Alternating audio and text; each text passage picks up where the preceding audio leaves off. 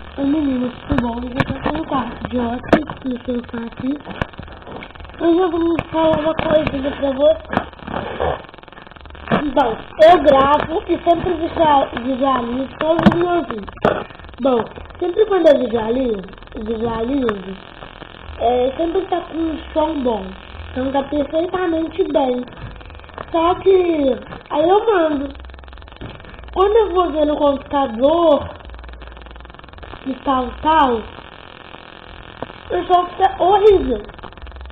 Meus colegas falaram isso comigo também. Que o som tá ficando muito ruim. Eu não sei como que eu vou arrumar isso.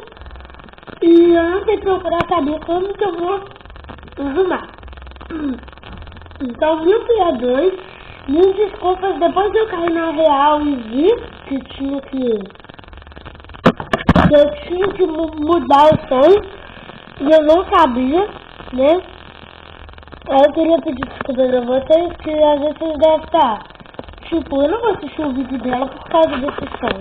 Meninas, não é assim. Não foi e não vai ser minha intenção colocar esse som no tablet.